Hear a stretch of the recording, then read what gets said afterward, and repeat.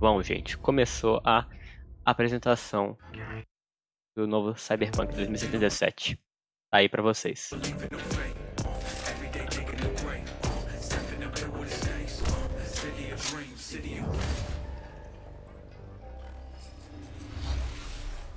Hello and welcome to this, the very first episode of Nightcity Wire, a brand new series from us at CD Projekt Red where we'll be talking about all things Cyberpunk 2077.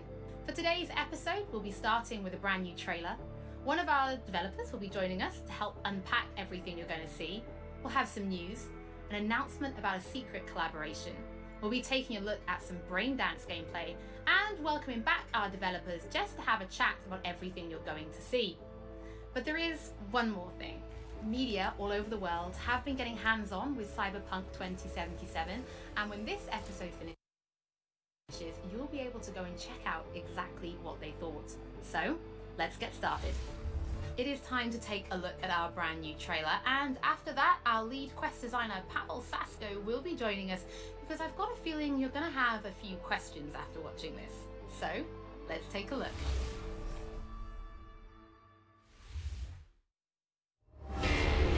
Love this town. City of endless opportunity. Ready to get your cherry popped? Yeah, come on. City like any other, just bigger. Nah, mano, not just any other city. Legends are born here. The major leagues. We're only here because Dex is pulling the strings. Doubt that puts us in the same league as them. But we are. They just don't know it yet. But if you got the cojones and you know how to use them, you could do damn near anything. Unless you catch a boat. Even then, you go out with a bang, right? You know, you can make heaps more eggs as a motivational speaker. Yo, Mr. V, a pleasure. So what's the gig, Dex? You meant to come out in one piece? How about we go over the plan? There's this prototype tech, a biochip to be precise. Job's to grab it. Guessing it belongs to a corp. Arasaka. We're robbing some heavy hitters. Thought you could blackmail me, fucker? High risk, high reward. First rule of the afterlife. Ka-ching, baby. Goes without saying, we do this on the hush. Ideally, no bodies, not a one. Sounds simple enough. Eat lead, assholes! Is it gonna be dangerous? Don't you worry, mi amor. We're bulletproof. Get your ass moving now! What the fuck just happened in there? Can't stop digging Night City. Fucking major leagues. Happy now, Jackie? Yep, I'm fucking high! Time to bail! Oh my god, we're so fucked.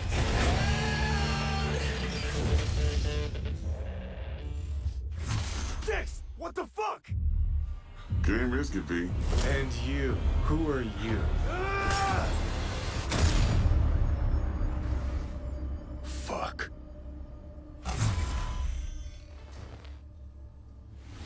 So the trailer contains footage from the game's prologue only, but there was an awful lot in it. So Pavel, why don't you try and help us unpack everything that we just saw? Oh yeah, I mean, absolutely, I can try. So, what you have just seen is only the prologue of the game. So that awesome stuff is only happening in the first few quests. What the trailer shows you is really our stage, the Night City. You know, this gigantic city built of 6 completely unique districts, surrounded by the 7th one that we call the Badlands. As a player, you are meeting Jackie. Jackie's your friend. Now, they together are trying to reach out for something that is very precious. They're trying to reach out for this chip of immortality, this gateway to eternal life. Jackie introduces you to Fixer Dexter Deshawn. He's a very important person in the social ladder of Cyberpunk. He is able to provide the player with various jobs and contracts to be able to gather money, to be able to modify their bodies, push themselves to the limits, to put their hands on the chip. But as you can expect, not everything goes as planned, and but to see it, you will have to play the game.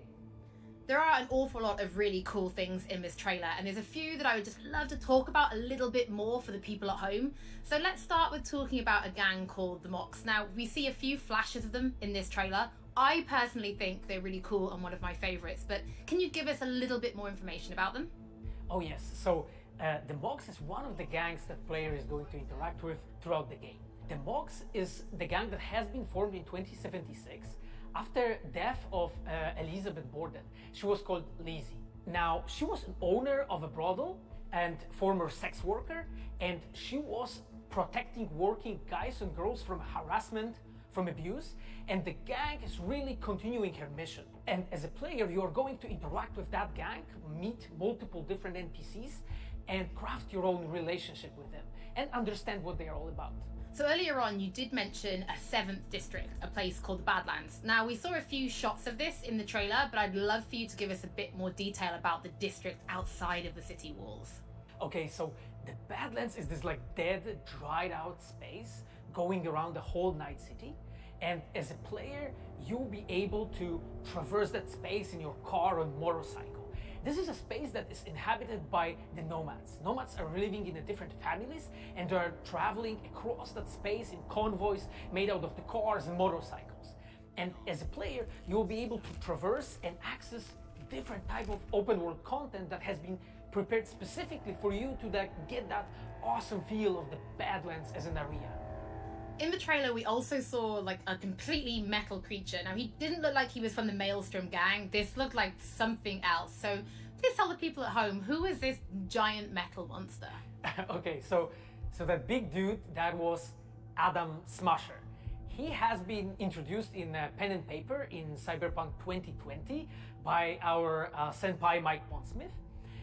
Adam Smasher is a fully converted cyborg. He was always a loyalist of Arasaka.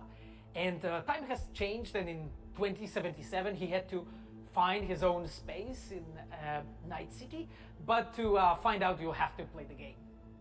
In this trailer, we do see some flashes of a Ripper Doc called Victor Vector. I think if people have watched our previous gameplays, they might remember him. But I'd really like for you to give the people at home some more information about what Ripper Docs are and how they'll be interacting with them when they play Cyberpunk.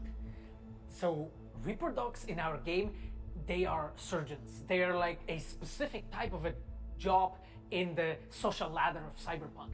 They are accustomed and specialized in replacing limbs to the metal ones. They can basically update your body, enhance your body, change you into this walking war machine.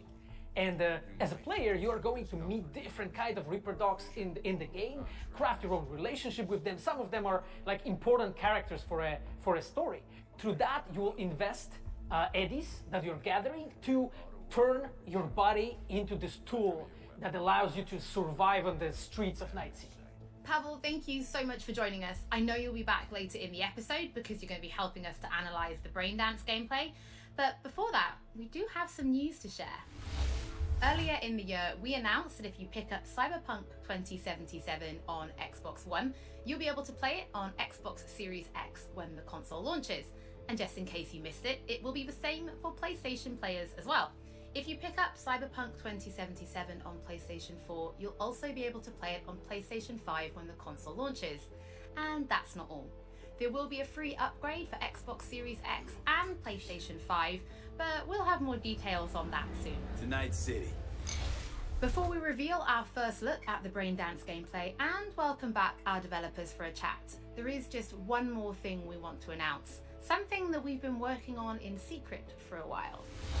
We are very excited to announce our partnership with Studio Trigger and Netflix to bring you Cyberpunk Edgerunners, a standalone anime set in the Cyberpunk universe, which we've been working on for some time now. Edgerunners is due to launch in 2022, but for some more information, let's go to the team in Tokyo.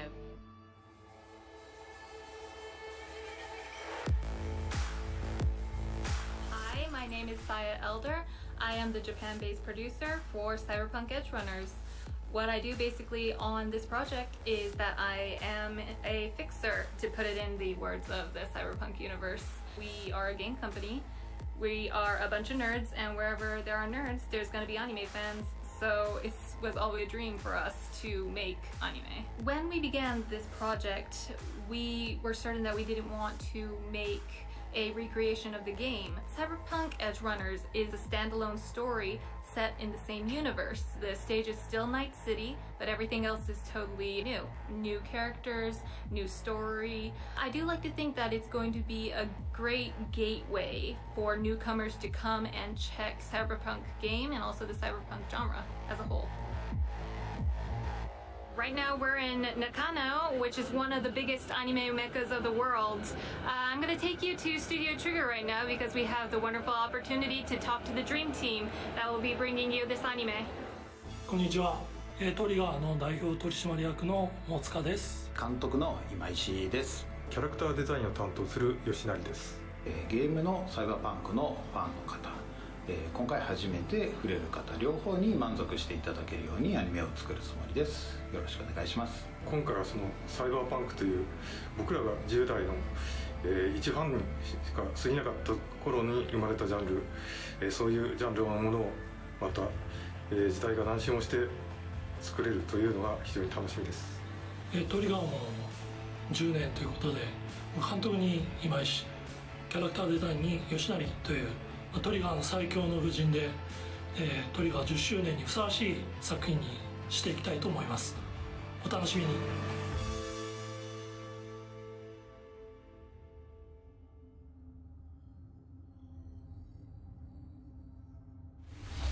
Now it is time to show you some gameplay of Braindance. This is a feature that you'll experience when you play Cyberpunk 2077. Braindance is essentially a recording of somebody else's experience. It allows you to relive their sense of sight, smell, touch, and even hearing, all thanks to a special device. After the gameplay, I will be welcoming back Pavel Sasko. I will also be joined by Patrick Mills, our senior quest designer and all-round lore master, who will be helping to answer your questions and give you some explanation on how you'll be interacting with Braindance when you play Cyberpunk 2077. So, let's take a look. Plan simple, do nothing odd, don't get creative. You go in, snatch the cash, get out, and we sell the BD to those psycho freaks from the studio. Got it. And remember, everything on full blast. They'll spot us extra for a wicked adrenaline high. Okay, on you go.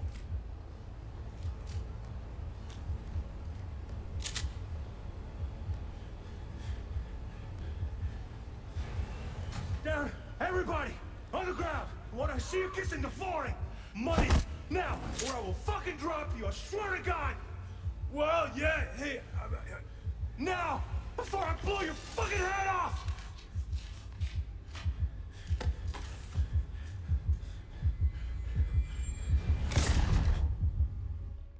Ah! Slow, deep breaths. Your cortisol and adrenaline spiked, but the soft activated your hormone blockers. Nothing happened. You're alive and well. That was too much.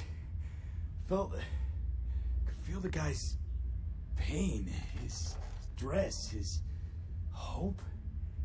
Hope wrapped up in something else. Mm-hmm. Probably took a booster just before. You'll be fine. Got everything set up? Let's switch over to editing mode.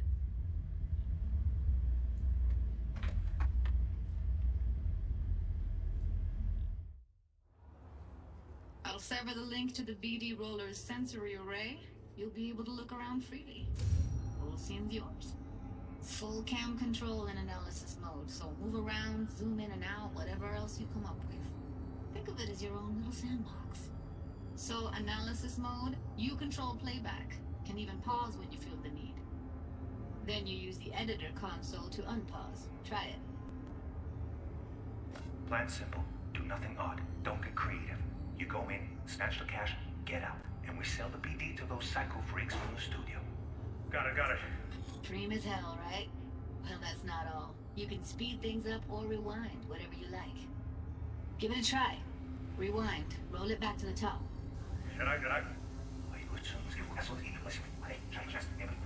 Ah, good. Neat. Now try fast forwarding a bit. Plan simple, do nothing odd, don't get creative. You go in, snatch the cash, get out. Okay. You can also reset the recording. That'll take you right back to the beginning. Try it. Now for some fun. This here's why you came in the first place. analysis mode, you get to view and even scan details of the enviro recorded by the BD roller. Focus on the heat, the gun this gonk gets from his buddy at the beginning. Now scan it. Plan simple. Do nothing odd. Don't get creative. You go in, snatch the cash, get out. Okay, right here. Excellent. Let's move on. Now heads up. In analysis mode, you can ferret out background noise and conversations if the roller got close enough. This tech records everything, every little detail, even the sights and sounds the roller was never aware of. To see the sources of the recorded sensory signals, switch to the audio layer in the editor. Go ahead and try that now. Okay, good. Now you should see several sound signatures in the store. Choose one and hone in on it. Pack of 6, case of brosif, and a couple of zappers. Okay, we have a deal today on 2 flavors, Cuddy and Surfing. Everybody! So, any thoughts? Unbelievable. Seriously, like what's happening right next to me. Yeah, it's how BD recording implants work. They pick up everything, all the elements in the background. Then an editor tweaks them, makes them pop. Keep playing with the sound, explore it a bit. We'll move on when you get bored. Wanna see you kissing the flooring? Money! Net! Sometimes you can analyze extra layers in the raw. Stuff the roller's cyberware picked up. Like what?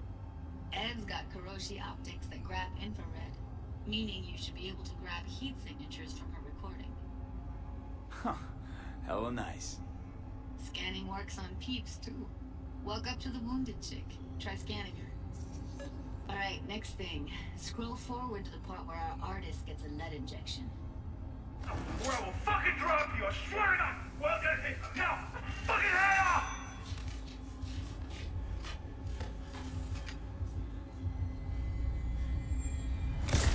See that? They shot him and he never saw it coming. But you will. Here it comes. My favorite part of the game. See the blinking thing over the entrance? Surveillance cam. Must have caught our shooter. You'll see in a sec. Cam feeds to the screen behind the clerk. Roll back to where the screen's in the kid's field of vision. Then scan it.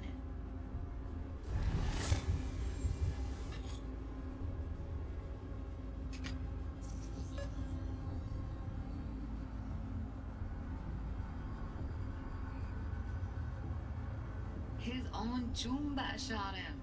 Probably planned to all along. Must have got a nice slice of cred on the black market for a BD like this. BD freaks are ready to pay a preem for a real flatline. Anyway, if you've seen enough, you can exit.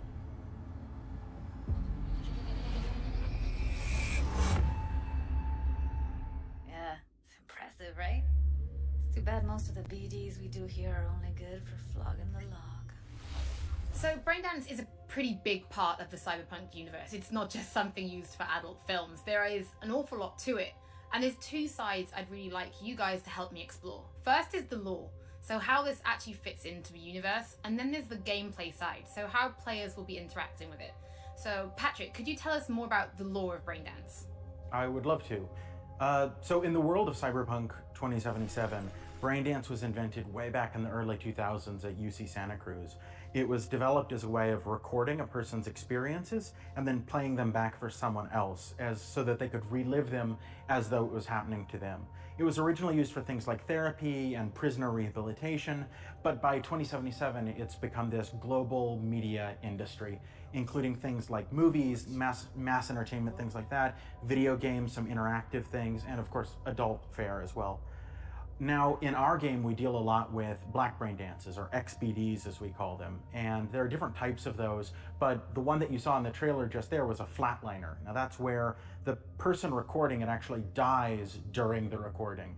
And it's popular with sort of an illicit kind of a thrill, but a mercenary can also use them for various things, and you'll see that in the game, of course. And from the gameplay perspective, we have been working a lot throughout last years trying to figure out the best way how to use the braindance in the game as a mechanics. So what we have settled on is this Braindance editor mode. As a player, you will be able to run the Braindance in the editor mode and see different clues that have been registered on the peripheral of given actor. Now, as a player, you can slide on the timeline of that recording, back and forth, trying to uncover different clues. And that clues are actually telling a story in the game. So, as a player, you will run different investigations that will lead you to different mysteries, and you will uncover them actually using that Braindance as a mechanics in the game. So, as Pavel was saying, we use Braindance as a storytelling tool. It's not a collectible. It's not something where you're going to go in and you're going to play it and you're going to be like, I've seen this before. What we use Braindance for is to give you a keyhole into the life of the residents of Night City. And we can explore things like childhood trauma, religion, various philosophical ideas in a way that you might not otherwise experience in a story about a mercenary on the tough streets. So we've tried to talk about some of the aspects that we think the community will find really exciting, but while you're both here, I'd love to know, what is it about Cyberpunk that you guys are really excited for? Patrick, why don't you start? So one of the things that I'm most excited about in this game is the characters and the way they interact with the world. We've got this really interesting world that stretches all the way back to the Cyberpunk 2020 source material and all of these events and all of those things, but those don't mean anything unless they connect with characters. And so when we come up with a character, we start with their function. What is this person? What do they do in the story? But we don't stop there. We go back and we figure out, what was their childhood like? What was their upbringing like? What kind of obstacles did they face in this harsh reality? And did they overcome them? And how did they overcome them? Or did they not overcome them? And why? And you can see all of those things in their environment, in their dialogues, in sort of how they operate in the world. And we come up with that for all of our characters. Now, you look at someone like Victor Vector, and you're going to see stories about his past in his environment and in his dialogue. We come up with that stuff even if we don't use it in the game, because it helps inform us as to who these characters are. And for me, I would not be myself if I would not say that I'm the most excited about our quests. Like with our Witcher 3 team, with Patrick and like everybody that has stayed with us since the Witcher 3 time, we really have grown so much. We have learned so much, and we have used all that experience to put them into the quests that we have made. And you will not find really a filler in this game. Like everything has a meaning. Like we put so much effort into making sure that everything is rewarding, is interesting, is talking about characters, as Patrick said, is talking about worlds, is talking about emotions, like touching the player in a really, like a real way. And I just can't wait to find out what you think. Pavel, I know you mentioned story and quests and writing quests, and when I was last in the studio, I had a look and I saw a notebook on your desk, and I would love for you to show everybody this notebook. Okay, Holly, I mean, you asked for it. So this is my notebook. It says Salsa Quest Designer. The reason is because I dance salsa and I'm a quest designer, so so I started this notebook actually when we were really starting Cyberpunk. At the very beginning, I wrote like a first note, and it says pretty much something along the lines of that we were starting with a prototype.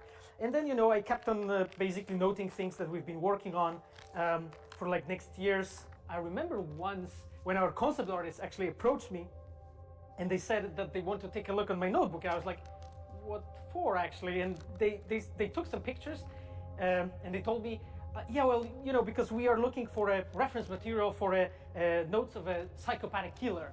Yeah, well, you may find maybe some of my notes in the game. Pavel and Patrick, thank you so much for joining me. I'm pretty lucky because I have read some of the stories that you and the team have written for Braindance, and I'm pretty excited for people to discover them. But before we do finish today's episode, there is just one more thing we'd like to talk about. Earlier in this episode, I mentioned that media have been getting hands-on with the opening of Cyberpunk 2077, and they should be posting their impressions right about now. And if you missed anything from today's episode, don't worry, we'll be uploading everything to our channels very soon. And finally, on behalf of everybody at CD Projekt Red, we just want to say thank you so much for joining us for this very first episode of Nightcity Wire. But don't worry, we'll be back with episode 2 in just a few weeks. So, we shall see you soon.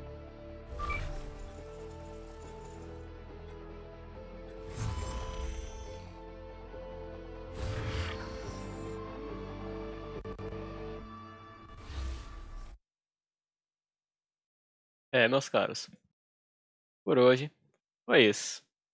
Mas falando rapidinho aqui, primeiro do que eu achei. Achei maravilhoso, é muito bom quando alguém muito próximo, alguém dentro da empresa tem essa atenção, mostra para o público, mostra para quem realmente está interessado num jogo que promete ser tão incrível quanto esse, quando alguém que está lá perto de quem está desenvolvendo vem mostrar a público o que está sendo feito, eu acho simplesmente muito incrível.